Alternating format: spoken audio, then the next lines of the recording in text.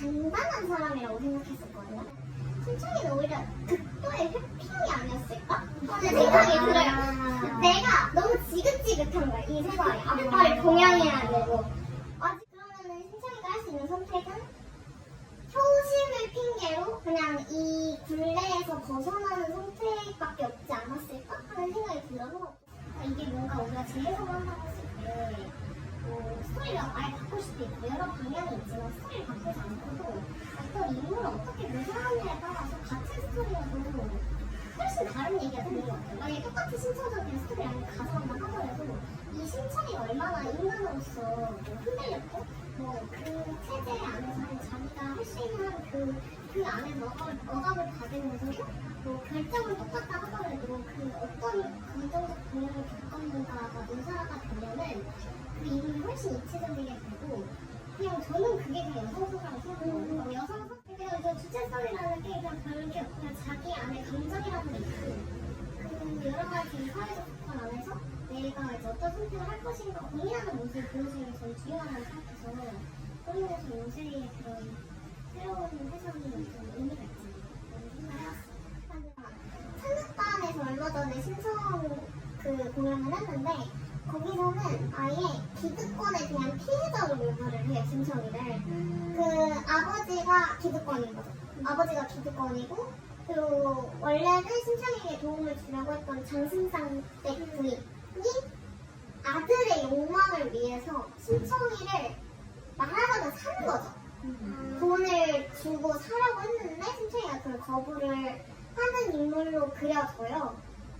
그래서 전체적인 골조가 기득권에게 피해를 받고 기득권에게 나의 그 정체성을 잃어버리지 않는 것으로서 대항하는 신청이를 그리거든요. 그것도 신청이 내면의 화면으로 그런 거였는데 거기에서 너무 좋았는데 마지막에 너무 깨졌던 포인트가 결혼이요? 네, 결혼하는데 그 되게 성대하게 그 장면을 묘사를 해요. 그래서 그게 뭐야? 신청이한테 중요한 거는 신봉사가 눈뜬 건데 왜 결혼하고 이렇게 크게 되었지? 그냥 순간 깨버린 거예요. 사실상 그게 그 신청이가 두 무용수가 같이 계속 등장을 하거든요. 흰색 옷을 입은 신청이랑 검은색 옷을 입은 신청이랑 이렇게 등장을 해서 내면의 갈등 같은 거를 계속 이렇게 보여준단 말이에요.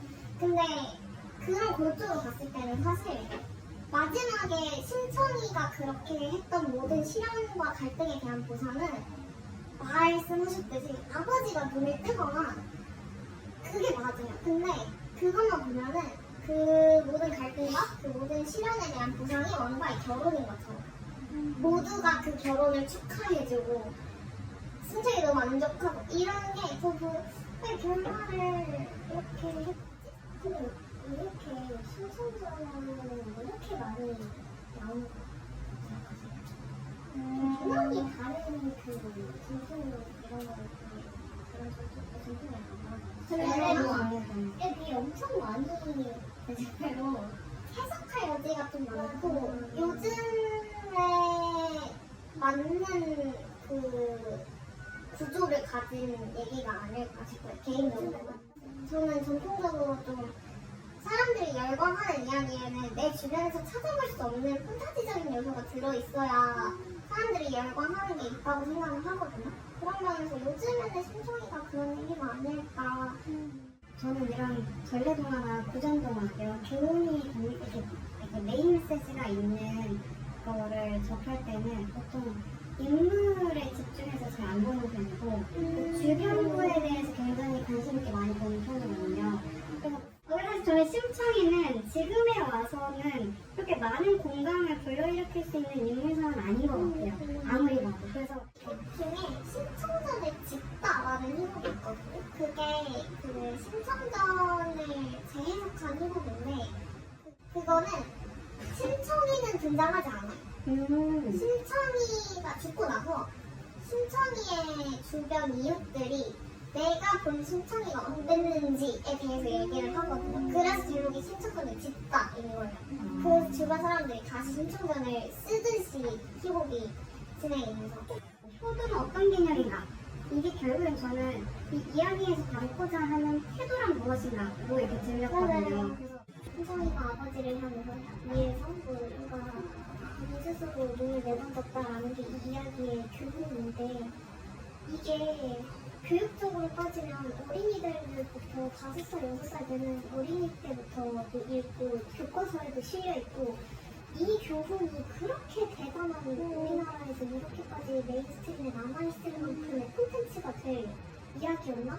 싶었을 때 너무 폭력적인 사회라는 생각이 조금 들었어서 필독도서에 지정되어 있는 이유는 저는 그냥 그 유교적인 사상이 아직도 우리나라에 너무 만연해 있고 그냥 그 사람들의 그 감수성 자체가 그게 당연하다고 생각을 하잖아요. 정말 공부를 하는 게 당연하고 가정에 충실하고 일을 해야 되고 공부를 해야 되고 그게 당연하니까 그냥 그걸 당연하게 보여주는 것들이 아직도 당연하게 필독도서에 있지 않나 하는 생각을 하는데 얼마 전에 저도 그런 걸 본 적이 있어요.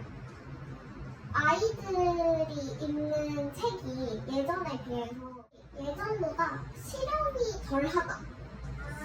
혹시 예를 들면 이런 거 힘든 것들이 전쟁이나 그런 것들을 내가 책으로 읽어서 애들에게 간접 경험을 하고 그거에 대한 면역력을 길러줘야 되는데 아동도서는 요즘에는 그런 게 거의 없고 거의 뭐 해봤자 뭐 엄마한테 혼나고 뭐 이런 거밖에 없어서 애들이 컸을 때 그런 상황을 직접 마주하면 그거를 견디지 못하는 게 아닌가 하는 이야기를 하는 사람을 본 적이 있거든요. 그래서 뭔가 이걸 통해서 아이들에게 어떤 태도를 가르친다라기보다는 우리가 한국이라는 나라가 갖고 있는 문화와 그 세대 간의 격차가 발생하는 그 간극이 이런 거에서 비롯됐다. 이 정도까지는 이걸 통해서 아이들한테 알려줄 수 있지 않을까. 그리고 요즘에는 또 동화책도 재해석해서 나오는 게 많아요. 맞아요. 근데 약간 이런 생각도 들어요. 재해석을 저는 먼저 하지 않은 것도 굳이 재해석을 먼저 접근하면 이걸 가치를 모르고 얼마나 의미가 이루어지는지 모르니까 그리고 이제 신청은 저는 약간 상징 같아서 먹는 게 이거를 그냥 그 신청이라고 했을 때 효 이렇게 떠올리는 것처럼 그 가치를 막 주입하는 그런 상징 갖고 있고 이걸 이렇게 해로울 것이라고 생각하는 걸 안 보여주려고 노력하는 교육은 아닌 좋은 교육은 아니고 뭔가 어쨌든 우리가 잘못된 예를 들어서 잘못된 역사라면 그것도 같이 얘기를 해야 이 문화를 이해할 수는 있고 다시 그러니까 반성을 하건 뭐 비판을 하건 할 수 있는 여지가 생기기 때문에 무균치의 아이를 어차피 키울 수도 없고 그냥 계속 펴놓고 우리를 얘기를 하는 게 더 중요하고 그리고 신청이라는 개념은 어쨌든 계속 아직도 많이 만연해 있고 나중에 되면 뮤지컬에 나오는 노래보다 신청 이런 거 계속 볼 텐데 네, 어차피 접하게 될 거 그냥 펴놓고 얘기를 하는 게 좋지. 현대 사회에는 효도가 어떤 개념일까에 대해서 제 친구는 이 엄격한 환경에서 자란 친구가 있는데 그 친구는 되게 스트릭하게 효도의 범위와 그 부양을 생각을 하더라고요. 요즘 시대에서 효도라는 거를 생각을 해봤나라는 생각을 제가 별로 안 할 거라서 생각하는 거예요. 왜냐면 이게 자식의 입장에서 부모에 대한 효도라고 하는 것뿐만 아니라 솔직히 저희가 아직까지는 다 자식의 입장이지만 부모가 될 수도 있고 될 수도 있지만 부모가 돼서 자식한테 받는 입장에 대해서도 효도라는 게 있잖아요. 근데 이제 근데 저는 아이가 없이 살 생각인데 그때마다 주변에서 하는 말이 다 그거예요. 나중에도 부모들과 막 그게 무슨 부양을 위해서 내가 그러면 효도를 바라고 애를 낳는 것도 웃기고 그렇게 돼서 저는 뭔가 제가 자식의 입장에 도리에서 엄마한테 효도를 생각했다기보다는 받을 수 있는 효도에 대해서 좀 생각을 해봤는데 소소하게 말하면 너무 우리한테 굉장히 뭘 투자와 그걸 갖는다는 개념이거든요. 이 개념은 사실 많이 없는 것 같아요. 아직 저희 세대에 많이 없는 거라고 저는 생각해요. 왜냐면 저도 있고 어느 정도 있고 아무리 부모님이 그렇게 말을 해도 저도 부모님이 뭐가 해달라고 하는 사람은 아닌데도 그냥 은연중에 내가 받은 거를 언젠가 그래도 적어도 그 정도는 잘 살아야 된다. 혹은 뭔가 뭐 드리지 못하더라도 엄마 아빠가 나에게 투자하고 교육에 투자해준 그런 정도의 어떤 그럴듯한 삶을 살아야 한다는 압박을 아무도 주지 않았는데 나는 갖고 있는 거예요. 그게 사회적으로 저희 우리나라 사회에 아직 있는 개념이라고 생각하거든요. 아니 근데 너가 태어난 게 너의 선택도 아니고 부모님이 낳은 건데 너가 왜 그걸 부모님한테 부담을 해야 생각해? 저는 그게 너무 충격적인 거예요. 뭔가 잘못된 것 같았어요. 처음 들었을 때는 어떻게 저런 생각을